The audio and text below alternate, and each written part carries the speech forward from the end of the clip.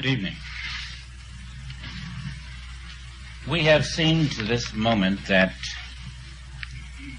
there is one key word which leads you to lifting the veil of the Bible, and that key word is transformation. When you use this as your Geiger counter, you're going to discover gold. Every time you look at every passage in the Bible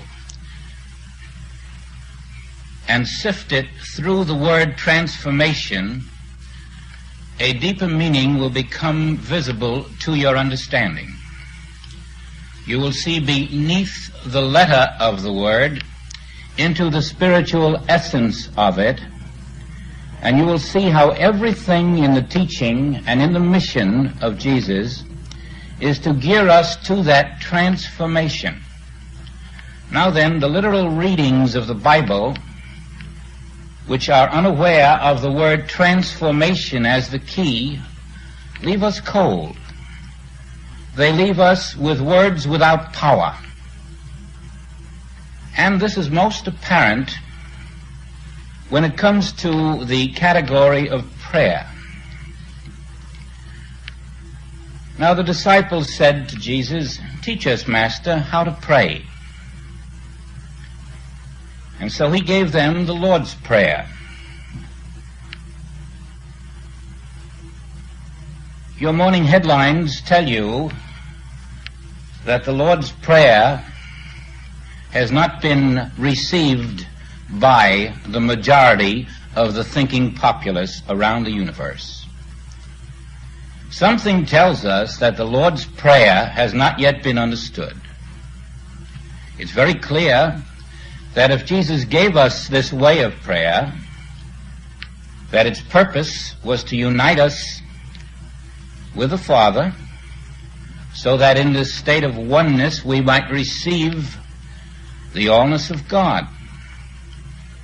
But when you read about race riots, war, epidemics, disasters of all kinds, poverty, overpopulation, disease, you must say, surely a good number of these have used the Lord's Prayer. Why was it ineffectual? Why, after all these thousands of years, are we still unable to use a very simple prayer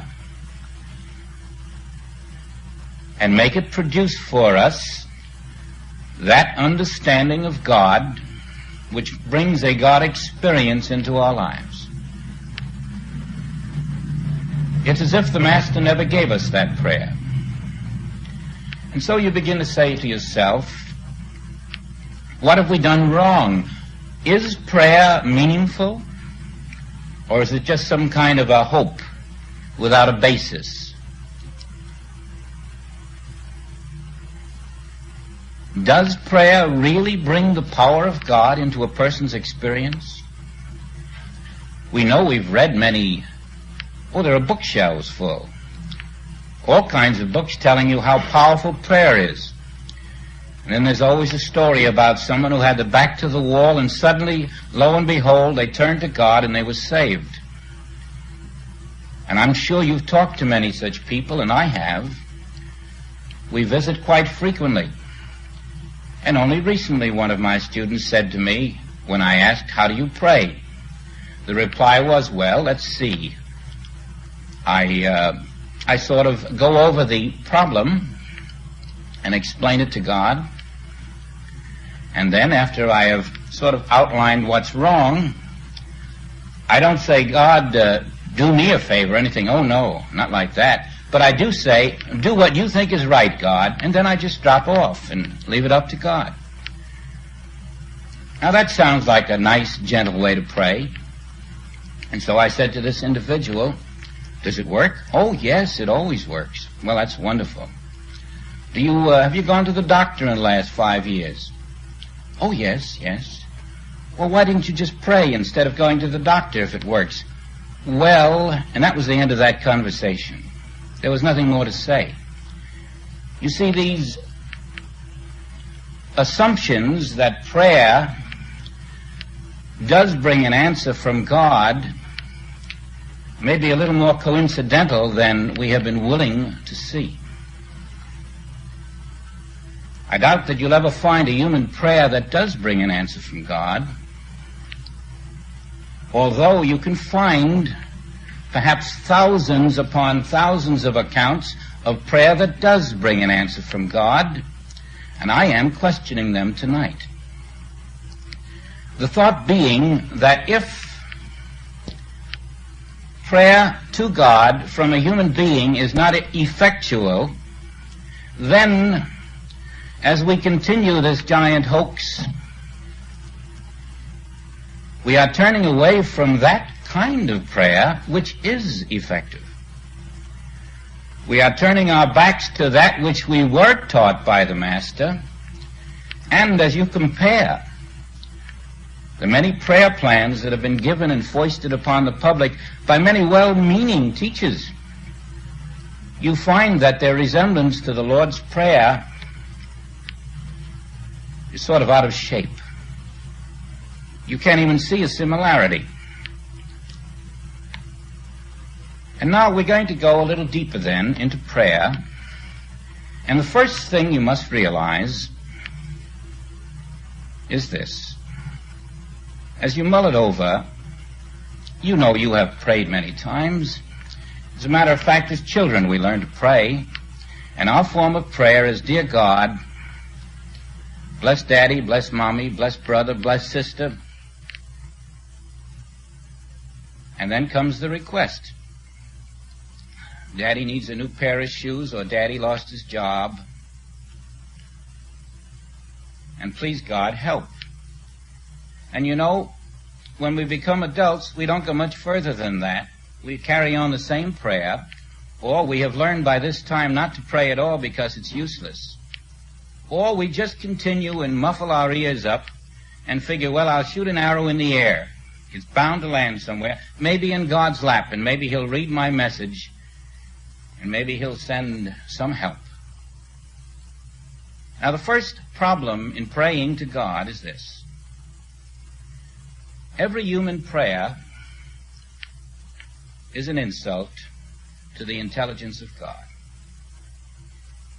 In the first place, we're saying that God is impotent, intolerant, indifferent, withholding, a liar. We're saying, God, there is something about which I know more than you know. And that's the premise of every prayer. That I know something God doesn't know. And right there, you can see how effective that prayer is going to be. I know, for instance, that there's a child in the next room who's going to die tomorrow, but God doesn't know that. So I'm going to go to God and tell him so. You can see how ridiculous it is. The egotism, which is unintended, is nevertheless there. That I am smarter than God. There is something about which God is ignorant, but I know about it. And so, Father, here are the facts that you ought to know. Now, the first thing there that we have done wrong is to take God and make him less than God in our own eyes, not all-knowing, and then to go to this not all-knowing God, who we have just decided is not godly anymore, and now we want him to act like God. You see, we've got a mixture of paradoxes there. Then we have other little tricks which we're not aware of at the time we do them because we're usually frantic with despair. We'll say something like, God, I have rheumatism. It will never occur to us that the Father has stated that we are made in his divine image and likeness, and now we're telling him that his divine image and likeness has rheumatism. And then, after having told him off that way, we ask him to quickly repair that. Or we say, Father, I know you have said your universe is perfect. You pronounced it good. And I'm sure it is in most places except where I am concerned. Now here's the problem here. And so there we're saying, God, you're a liar. In another place we're saying, God is impotent. We're saying because there is an imperfection that I need God's help on, God didn't make a perfect universe. And all of this, mind you, is going on without the intention to insult God in the slightest. Now then, after we have finished our accusations about God's imperfect universe, and how God was impotent and could not keep it perfect, and how God lied to us about telling us it was perfect, and how he's withholding something from us that we won't get unless we bring it to his attention because he's a pretty forgetful, perhaps a doddering old fellow. And we like to say, oh, he's too busy to think of me, so I better send him a little telegram. All of these little dodges we use when what stares us in the face and which we refuse to accept is we simply do not know God at all. We do not know God aright, and so we pray amiss, as James told us. We don't even know ourselves aright, or the relationship between ourselves and God. And so this is a hit or miss, a juvenile method of prayer. And you can judge it by its results. You know, as we sit here in the next hour, in fact, the duration of this class, there will be 9,000 deaths in the world.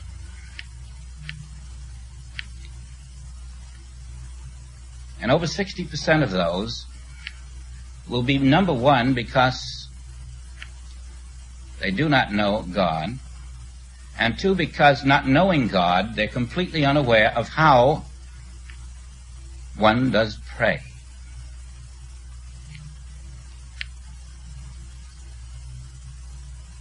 Accepting Jesus as our teacher,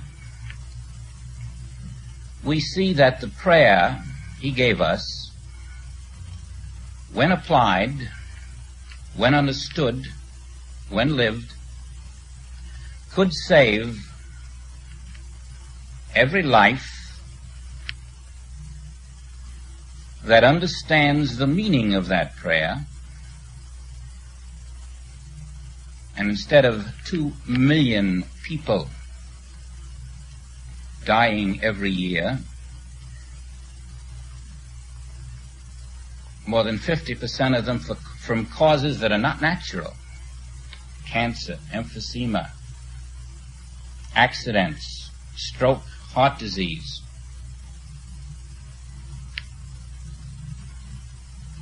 Ulcers. These are the result of not knowing one simple word: prayer. Now we have to look at the Lord's Prayer, and we have to see that all the sanctimonious and pious readings of it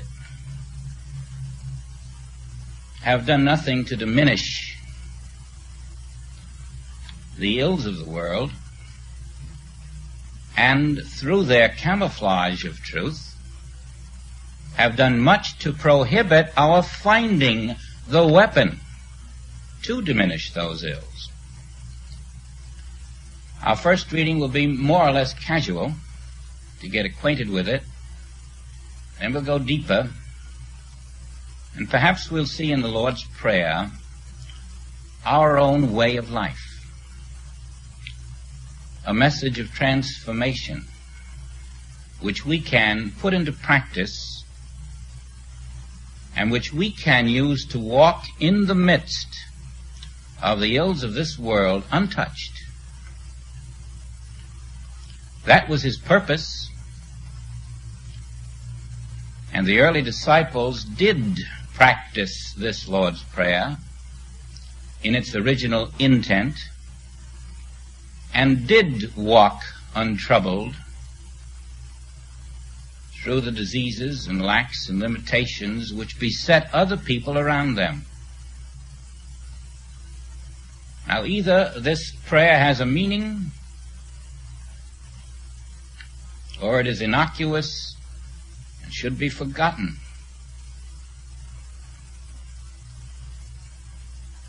It was given with the greatest sacredness to the disciples of Jesus Christ.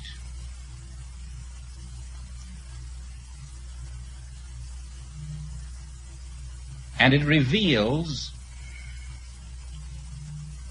many, many things that we have done in our human prayer, which is both ridiculous, ill-advised, misguided, and completely unable to make a contact with the God we allegedly are seeking to reach. Let's just read it through quickly to get its full content. You all know it as Our Father which art in heaven, hallowed be thy name. Thy kingdom come, thy will be done on earth as it is in heaven. Give us this day our daily bread. Forgive us our debts as we forgive our debtors. Lead us not into temptation, but deliver us from evil. For thine is the kingdom and the power and the glory forever. Amen. Now this particular prayer, with minor variations in Luke, is a treasure which contains the very secret of our relationship with God. It is not a prayer of supplication. It is not a prayer of requesting that God give us things. It is not a prayer that says, dear God, here's the situation down on earth, now here's what we need. The entire temperament of this prayer is different. The trouble is that in spite of this prayer, just on the very next page, there's another one. People like it a little better. It's ask, seek, and knock, and to you it shall be given. Ask and ye shall receive, and the world has spent 2,000 years asking. That's easier. All you've got to do is ask. And if you don't receive, ask again, and again, and again. That's the one the world likes. But the Lord's Prayer is just something we like to sing. We get those shivers down our spine when a great tenor comes out there, or a bass baritone. And everybody goes home happy, but the meaning is still not there in the people's heart. The very word, Our Father, established at that moment the brotherhood of man. And you could stop right there, and if you didn't accept the brotherhood of man, the rest of the prayer to you is meaningless. Our Father says that your Father is God, and my Father is God, and your parents' Father is God, and your child's Father is God, and every nation's Father is God, and every sect, and every religion, and every creed, and every color. And so in one word, he established that God is the Father of the universe. Think of all the prayers that have been uttered. Dear God,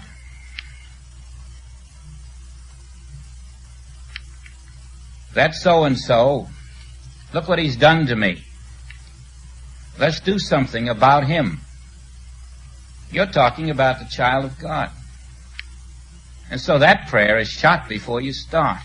The very intent, the very temperament of the prayer that does not recognize that every individual who ever has been and ever will be is the child of God that prayer can never succeed. You can't pray, for example, that a business deal goes through in your favor. What about the other fellow? He's the child of God. You see, we cannot swing the scales in our favor, not for an instant. No prayer of that nature is recognizing the unbiased position of the Father. All we can do is let the matter rest in the Father's hands with the knowledge that that which is right will be. We can't influence God. To attempt it is to nullify the prayer. We can't persuade God. We can't bribe God. And of course, all the time we're doing this praying, we're praying to a God outside of ourselves. And there is no such God. There never has been a God outside of yourself. If you and God are not indivisible and inseparable, then God is not all.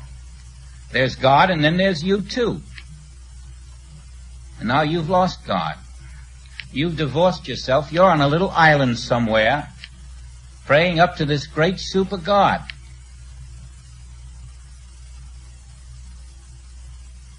But the kingdom of God is within you. Our Father which art in heaven. Now let's not place heaven up there in the sky. We ought to know by now that heaven is a state of consciousness, not a place. Our Father which art in heaven. Where am I? I'm on earth. Why? Because I'm at a lower level of consciousness than the Father. That's why. I'm the lower level seeking the upper level. And that's why I pray, to make a union between the upper and the lower. That's all. Not to outline to God what's wrong. Nothing of the sort. I have an omniscient, omnipotent, omnipresent Father. How egotistical it would be for me to say, God, let me tell you, let me enlighten God as to what's wrong. And so all I need do is make the contact. And the contact is made, and then our Father who knoweth our needs, he doeth the works. Now you can't have a simpler prayer or a more effective one. Our Father which art in heaven. I'm reaching up to your consciousness now, the higher consciousness, the divine consciousness. Man of earth is reaching up to the divine consciousness. Hallowed be thy name. Hallowed. Now that's just not holy or sanctified or glorified. It's saying that God is the source of his universe, the law, the activity, the one, the allness, the sum and substance of it all. Everything must emanate from the Father. You can't go out and get it from another man. You can't get your health from anyone else. You can't get your supply from anyone else. Everything comes from that hallowed Father. Thy kingdom come. Thy will be done. Now what is this kingdom?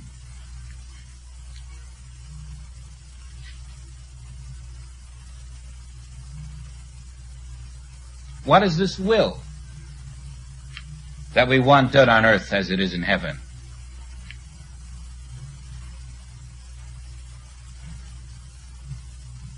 You might say the kingdom of God is the one infinite church of the universe.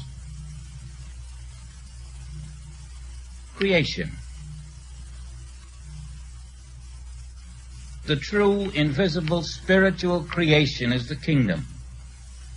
That is where we find the thought forms of the Father,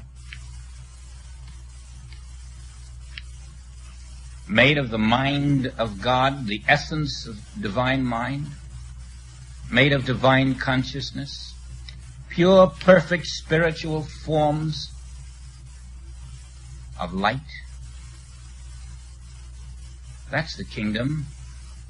Thy will be done. I'm stepping aside. I'm not telling you how to solve my problems. I'm stepping aside, and I'm not saying that I want you to do my will at all. I'm saying whatever your will, even if it raises up mine enemy against me, thy will be done. It's that simple. I have no human desire. Thy will be done. But not just for this instance, forever. This isn't a prayer for a momentary involvement with God.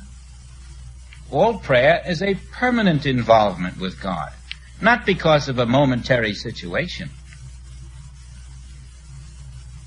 Prayer is a permanent restatement of your position as one with God. And that your finite mind is not going to stand there directing God, but rather you're letting the infinite will of the Father, the infinite blueprint of creation, function through you, the instrument for that will. So far we haven't asked God for a single thing. We haven't made a single request. All we've done is to say, Father, I recognize you as the source,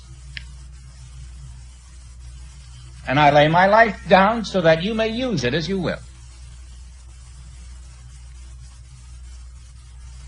And implicit in this is the understanding that the Father knoweth the purpose for which he made us. And how stupid it would be for the creature to tell the Creator what to do, or when to do it, how quickly to do it, and what quantities.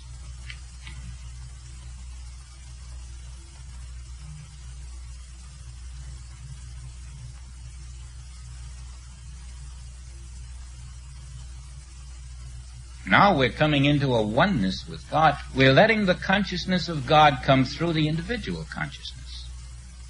There is a union of the individual soul and the divine soul as the one soul, a recognition that the soul of God is the soul of man, individualized.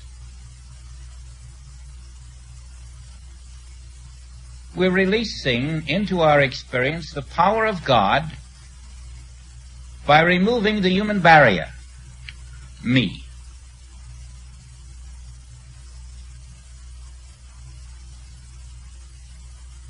Give us this day our daily bread.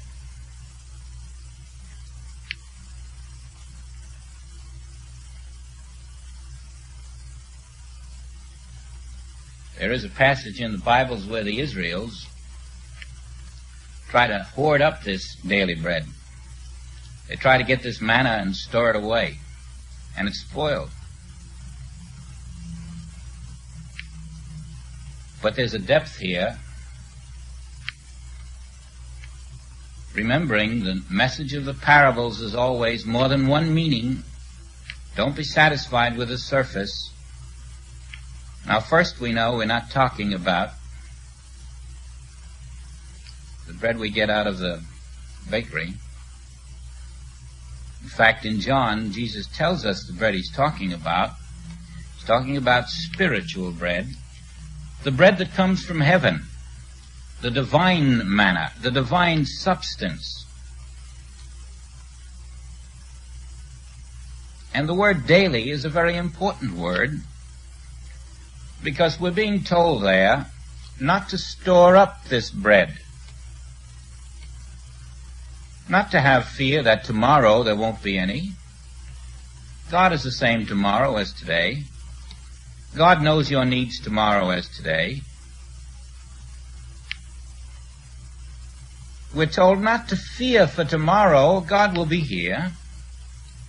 Give us our daily bread. And that's enough for us today. We trust that tomorrow we'll have our daily bread again.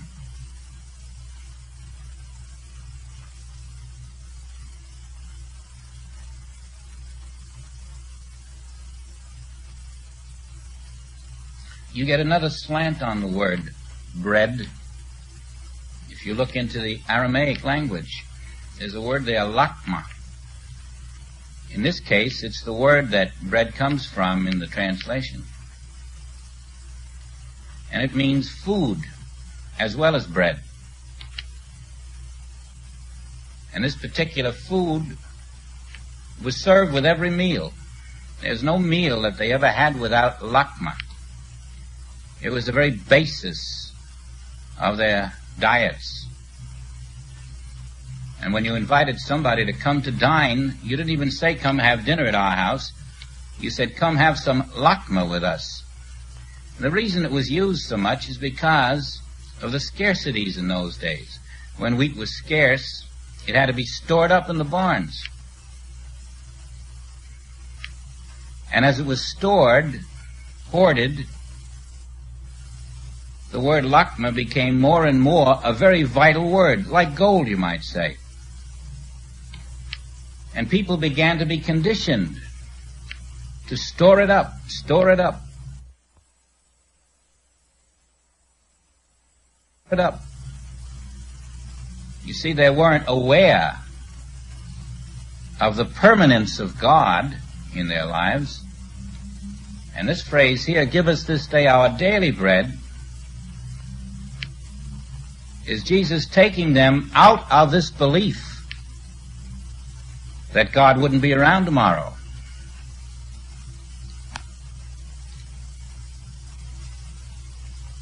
Forgive us our debts. And you could use other words there, trespasses, sins, failings. It means forgive us, God, for what we owe you and haven't given you yet. Forgive us. But it's more than that, than forgiveness. There is in this phrase here a great revelation.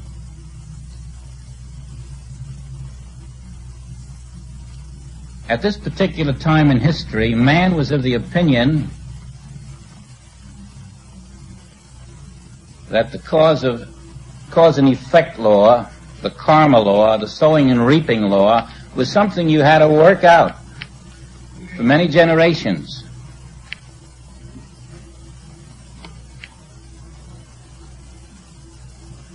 And that the sons were paying the price of the sins of their ancestors. And that if you committed a crime of some sort, you were consigned to balance that up for maybe the next 5,000 years. And here he's revealing that you can now set aside the law of cause and effect. You're not bound to the past. He's taking them out of time. Forgive us our debts as we forgive our debtors. Just as we owe things to you, we made some rash promises, God. We have a lot of failings, we know it. And we're going to forgive those who are indebted to us. And we know that as we forgive those who are indebted to us, we will be forgiven by you. This revelation shows you right there that the law of karma can be broken. I'm not talking just about money debts. You can be indebted to people in many ways.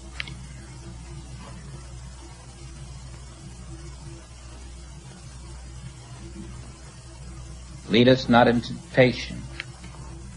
I think you might have had a comma there if there had been a good stenographer around at the time. And lead us, comma. Because you know God wasn't going to lead them into temptation. Lead us. Because if you don't, we're going to walk right into temptation. And let's take that word temptation and take it right out of this temptations of the flesh. Sure, that's included. But there are 500 more temptations. And they're all around us right now. The big temptation is to disregard the will of God and to follow our own personal desires. lead us away from personal sense, our own will instead of thine. Separate us from the evil of personal sense, from duality, from a house divided.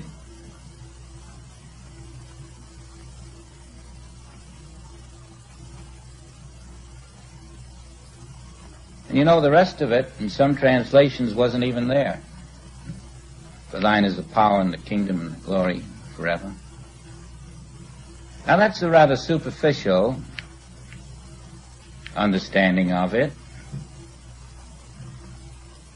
But sit back a moment and look at it now for its omissions rather than what it does say, and see how ridiculous our human prayers have been. Here's the Master teaching us how to pray, and never once do we ask for a single thing of this world. We don't ask for a Cadillac, we don't ask for a better home, we don't ask for a job, we don't ask to be healed of a disease. What a strange prayer. But he calls it prayer. It's an answer to his disciples saying to him, teach us how to pray. Do you see that it is not an asking for anything, but rather a recognition of what is? Do you see that prayer is never asking for anything, but rather acknowledging the allness of God, coming into oneness with God, integrating our individual consciousness with His consciousness?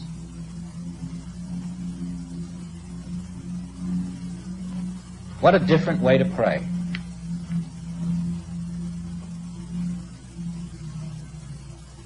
Then if we look at the healings, we see a wonderful thing. In all of the healings, save maybe one or two, make them sit down and they all eat. No prayer. Lazarus, come forth. Bear the water to the governor. Stretch forth thine arm. Pick up thy bed and walk. Are these prayers as we know them? But do you know the Master was praying?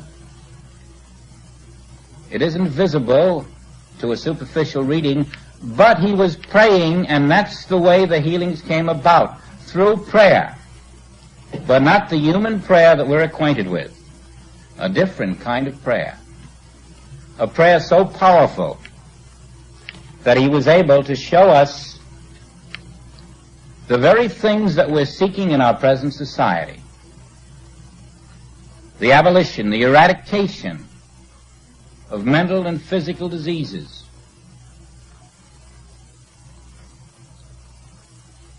The lifting of individuals out of bondage to the senses. And yet he did it without saying, God, help these people. So we'll have to study how he did it. Let's have a little silence before our rest period. If we use the word prayer in its very narrow human sense, it's really just a band-aid for a local emergency. But the one word prayer is actually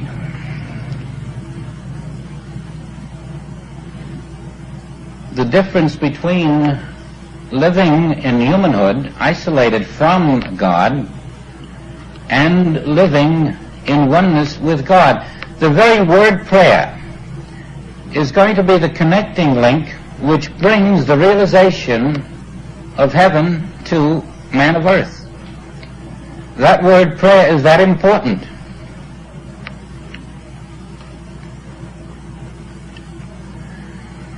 And when you have a different view of the word prayer,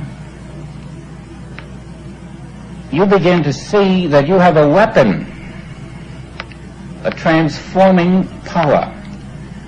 In the Aramaic, the word prayer is slotha, S-L-O-T-H-A, a very revealing word.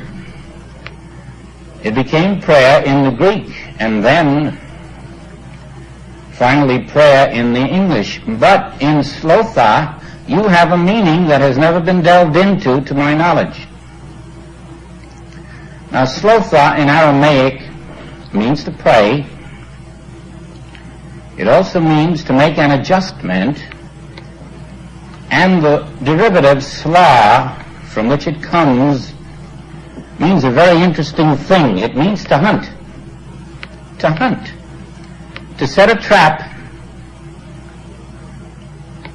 and after you set the trap, you go and you hide somewhere in a secret place, and you wait quietly and patiently until you catch what you set the trap to catch. And this begins to give us a clue as to the meaning of prayer. You set the situation in such a way that you could receive something, capture something, and then you quietly waited. This was a slotha, or a prayer. And what are we trying to capture? To receive the light of God. And how do you catch it? By quietly standing in the corner, waiting patiently for God to make the contact with you. We have a new concept of prayer right there. And it was in that concept that the word there was used. When the disciples were told how to pray, how to receive God, and that secret place to hide, to listen. And then again, in the Sermon on the Mount, we were told not to get in the synagogues and pray like the hypocrites so that everybody could see us and boast our own vanity and self-esteem to show them how religious we were, but to get off somewhere in your own closet. And again, the very word prayer, to retire and wait, to listen, to develop the inner ear. Oh, what a different form of prayer that is than saying, "Dear God, $300 by Tuesday, please."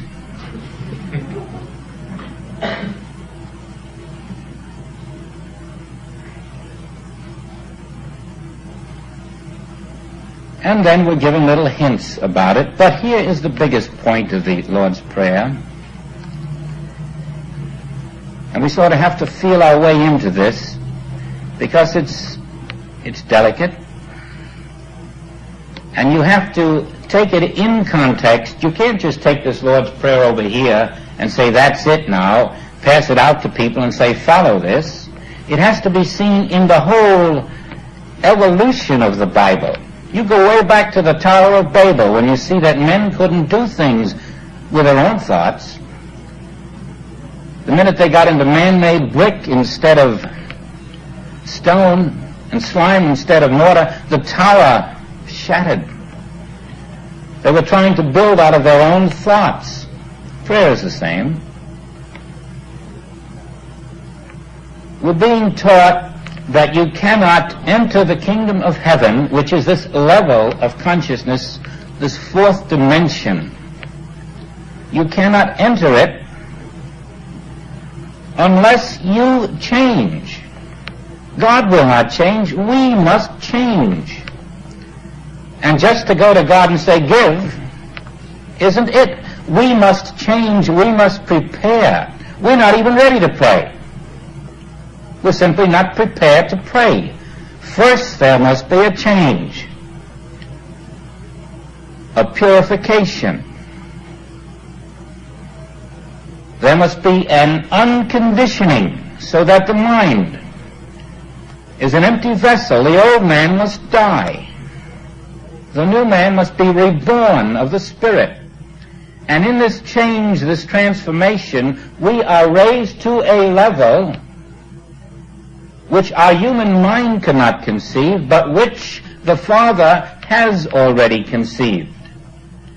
And so in the Lord's Prayer, we are surrendering our humanhood, laying it right down on the line and saying, Father, I don't need it anymore. There's no me. There's you. And now I'll be your right arm or your left foot. Whatever you want me to be, I will be. Through me as the instrument, you will function unmolested by my human thought. I won't interfere. I won't direct you this way or that way or try to channel God. And I'm letting you draw me beyond my present capacities. Thy kingdom, thy will, on earth as it is in heaven. I'm earth. My consciousness is earth. Your consciousness is heaven. How can I tell you? And so this is putting yourself into a total consciousness that accepts God as your consciousness, and as you're lifted up, a moment before, there were all these things you wanted to say, God, get rid of them, please, but now you're not doing that, and instead you're being lifted up, up, up, and as you look out, after having been lifted up, they're not there anymore. And you didn't have to say, God, get rid of them. You had to say, God, take me into your consciousness. Lift me, quicken my spirit. This is my prayer, to be one with you. I'm seeking first the kingdom of God and his righteousness, and all these little things that I wanted done, they're going to be added things. They're going to be done. They've got to be done. And the reason is they only exist in my mind. The kingdom of God is the only creation there is, and our false concept of it is the very things we normally go to God and say, heal them up. But now we're lifted out of this false sense of reality. We are transformed by the renewing of this mind. And in this transformation, we are changing. The man of yesterday I am no longer. Today I am a new man. Tomorrow I'm going to be a new one again. I'm not clinging to the daily manna. My daily bread tomorrow will be different than today. There will be a new unfoldment. We're being taught that God is not stagnant, and that we, to run in the rhythm of God, must let ourselves be as unstagnant as God and let the Father flow, flow, flow, so that our spirit is continually flowing into higher mansions. It cannot flow when we're asking God for things. Ask, knock, seek, but for what? For things of this world? How can you? If the kingdom of God is not this world, how ridiculous to go to God and say, give me some things in this world. Of a truth, says Peter, God is no respecter of persons. We're flying right through that as if he didn't say it. I'm asking God to respect me as a person, but he won't. He can't. There's no me as a person in his eyes. I do not exist as a human being in the eyes of God. Nor do you. You do exist as his child, his divine son. And his divine son doesn't have to ask for anything because, Son, all that I have is thine. In you is embodied the fullness of God. Shall we now turn around and say, God, thank you for all you've given me, for that allness? And P.S., take care of this little detail you overlooked.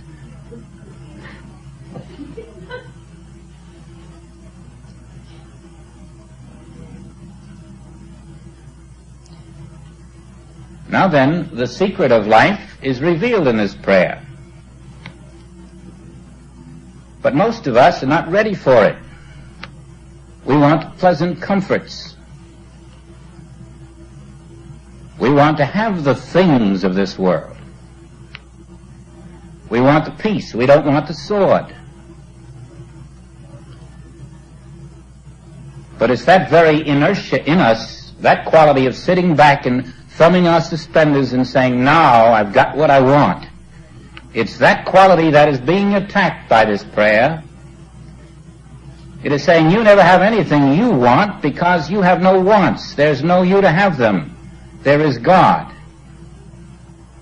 And God's will, God's plan, God's blueprint must flow. No matter what you get today, tomorrow you must be poor in spirit again.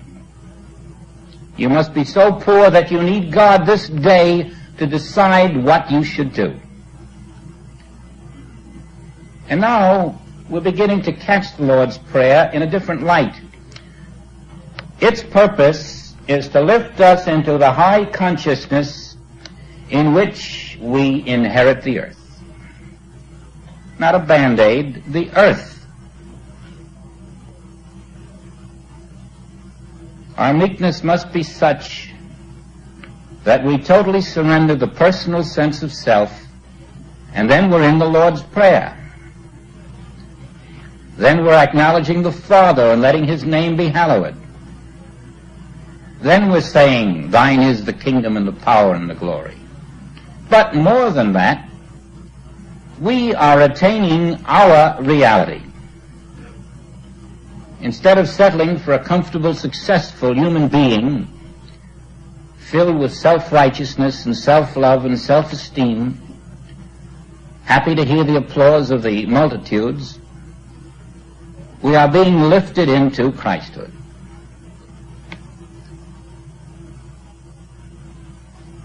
And no other prayer is ever going to attain, for you or for me or for anyone on earth, the presence of God, the experience of God, than this acknowledgement that I am already complete in God and there's nothing I have to ask for. Nothing.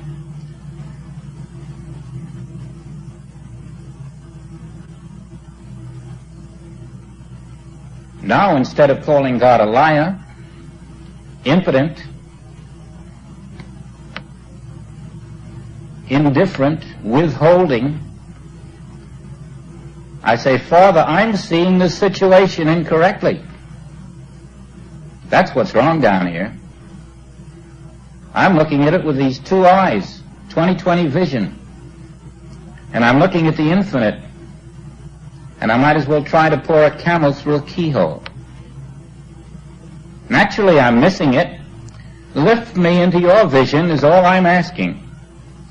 And so we're in a state of oneness, a state of divine realization. And finally, please try to see that this is the real purpose behind the Lord's Prayer. That prayer is not going to God for anything, not even for God. Not even for God.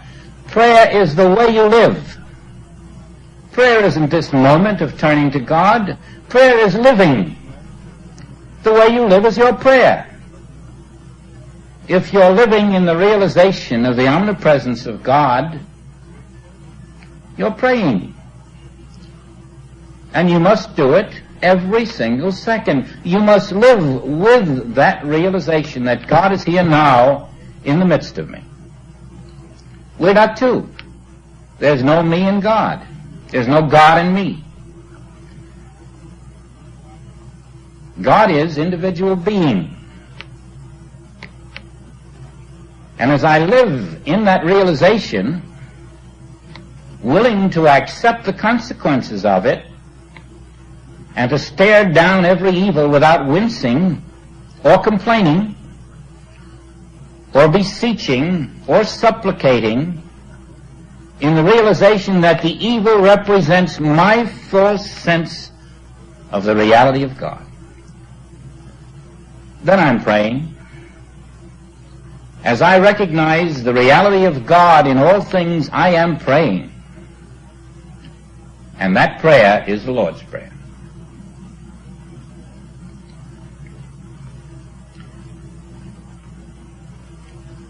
Our secret place, of course, It isn't the human mind. What we've been doing up to now is making mental contact, we think. And you can't make mental contact with God. Just as a natural man receiveth not the things of God, God doesn't receive the things of the natural man. We can talk our heads off. God didn't hear a word we said. Not one word.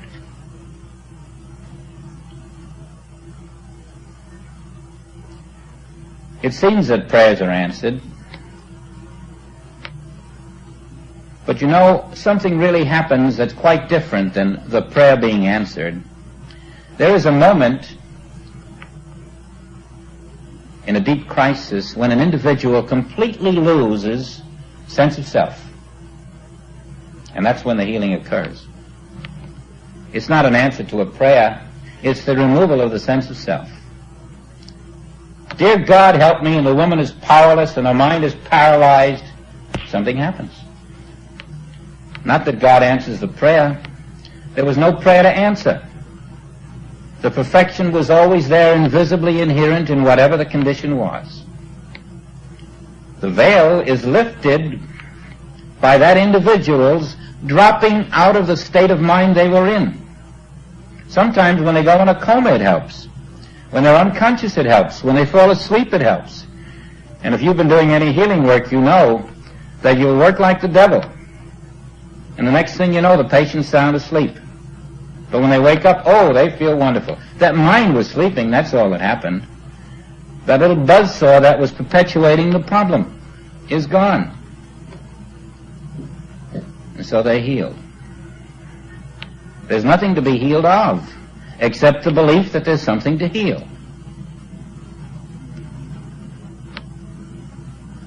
I made a little list for us about prayer. We have to stop accusing God of an imperfect universe. We have to remember that God won't change, that we had better change. As we are, we cannot come into contact with God. Oh, there are exceptions here and there. Thank heaven for them. But basically, I'm talking with the human race. As we are, we cannot come into contact with God. We must be prepared. We must first be lifted in consciousness. As a matter of fact, man, humanly, will never be able to contact God, nor God speak to man. The intermediary is the Christ. And so there must be a realization of the Christ of your being, and the Christ is one with God. Our transformation then is from human being, which is the false sense of self, to the light of God, the Spirit of God, the Christ of God, which is the true sense of self now, if we but had that sense of self. This transformation is achieved not by you, but by God. And by your ability to remain in a state of receptivity to God in your secret place of the Most High, in your closet, and thus to receive from God His prayer. And when you receive His prayer, you have prayer, because His prayer is truth. God is functioning right now, regardless of any evil condition that you find yourself in. God is functioning now, and your recognition of it is freedom from the condition. You express your recognition by the removal of fear, the feeling of the peace of the presence of God, the courage to stand there in the presence of the condition and to be saying within yourself, peace, it is I. Right behind this condition stands the Father smiling. And though I cannot see Him, feel Him, touch Him, He is omnipresent, and the condition represents the mirage of my mind. There's no exception.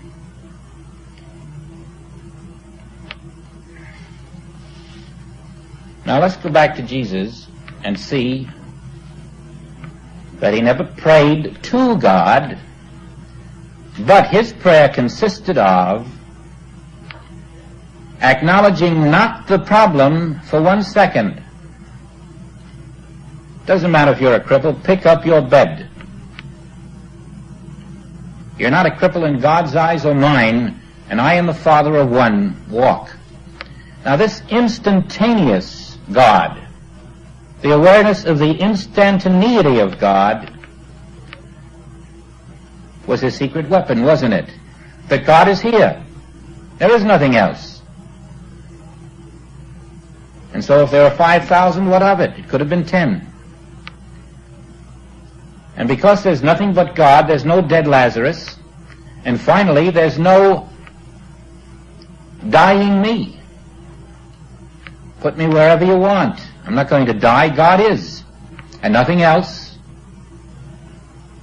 And that great line, if you believe on me and the works that I do, greater works shall ye do.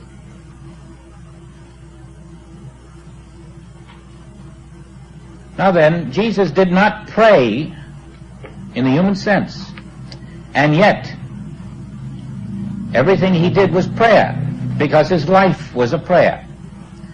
Prayer is the receptivity to the presence of God in your midst. And he said, I and the Father are one. That was his prayer. I and the Father one. And when this is our prayer, we're praying without ceasing. We're abiding, we're dwelling in the presence of God. And that's the only prayer you ever need. We cannot pray from fear, from untruth, or from human desire. You are not praying when you speak your thoughts or you think your thoughts. That is not prayer. The speaking of your thoughts or the thinking of them is not prayer. Prayer is recognition of the presence of God where you are. God can do nothing to matter. God can do nothing to evil. God can do nothing to disease. God did not create a material universe. He created a spiritual universe. And as we learn to drop our material sense of his spiritual universe, we'll see there's nothing there to heal.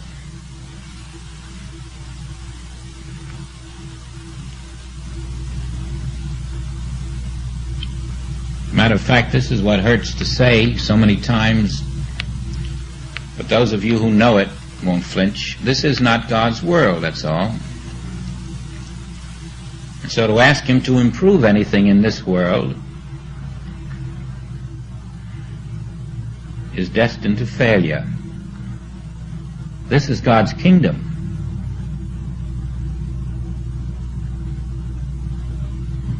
And there's nothing in his kingdom to be improved. The improvement is always within us,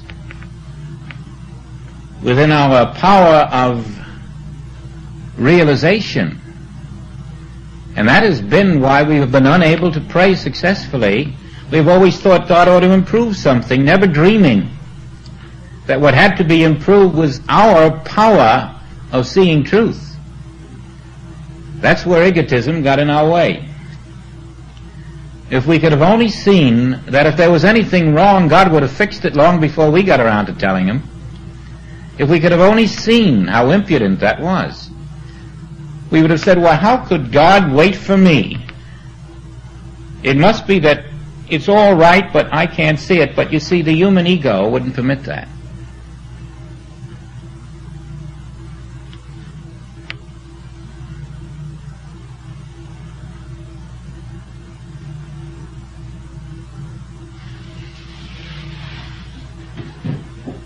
Now then, as we go through deeper into the mystical Bible, we have a golden thread called transformation. We must be willing First, to see that nothing is possible without a change in consciousness. We must be willing to make whatever human sacrifices are necessary to attain that change of consciousness if we wish to attain a measure of the presence of God in our experience. Now, we have been given firm, clear, flawless principles which will enable us to attain the change of consciousness which lifts us into the fourth dimension. It may be straight and narrow, but this is the time to know that, because if you're not prepared to roll up your sleeves spiritually and sort of brush through the thorns and take your chances, there's really no way to attain this higher consciousness. It's not the easiest thing in the world. It's for those who feel the touch of the Spirit. Only those would have the tenacity to go forward. The others would say, well, we're doing all right, $20,000 a year, home's almost paid for, only got 12 more years to live, 15 years to live, why not just play golf? And that person should, you know. That person should. It's only those who have an unrest in their soul, you might say, a sort of a yearning that can't be labeled, who know that this is something I must do. Maybe I've spent 20 or 30 years doing other things, getting my golf game down in the 70s or 80s. Maybe I've seen all the TV shows I want to see. Maybe I've read all the books I want to read. I've been to all the foreign countries I want to see. Maybe now it's inner space I'm interested in. That person is ready for the mystical Bible.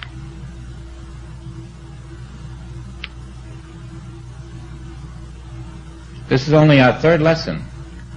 We were supposed to go high as this, maybe in our 10th lesson. But now, inasmuch as we've reached the point where it should be clear to each of us that unless you're prepared to undergo a transformation, this is not your message. Those who finally do decide, yes, I'm ready for a transformation, well, you may soon call yourselves disciples. And it's going to take a certain kind of discipline to be a disciple. And those of you who, in a sense, already have passed the point of making that decision, already have passed the point of conscious oneness with God, are in that state every day of your lives, you will be the leaven of this class. You will lift us all up with you. And together we have a spiritual pilgrimage which is going to be quite different than a pious, sanctimonious march to a Holy Grail.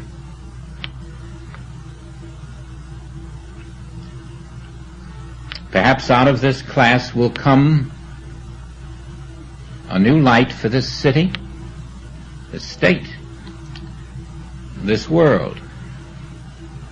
Perhaps out of this class you will find a greater depth of spiritual consciousness than any of us would dare to dream at this moment. We might find 10 righteous men. But I'm telling you now, it's not peace, it's a sword. But it's a sword in which God does the wielding of the sword. And so you know it's a sword of love.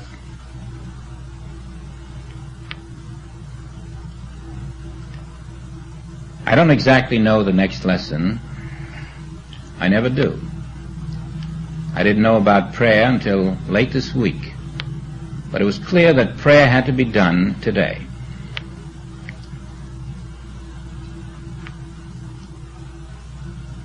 But we're ready for another mansion. And so you're invited to the next mansion next week. If we can now, let's see the Lord's Prayer as it was intended.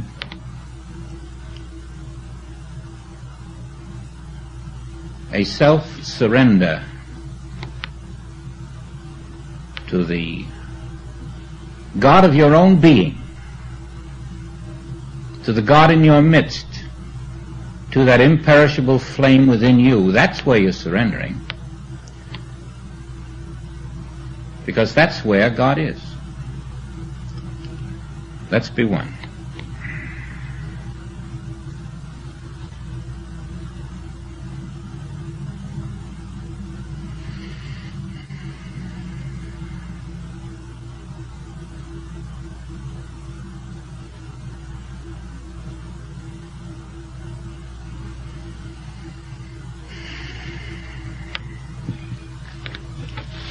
Thank you.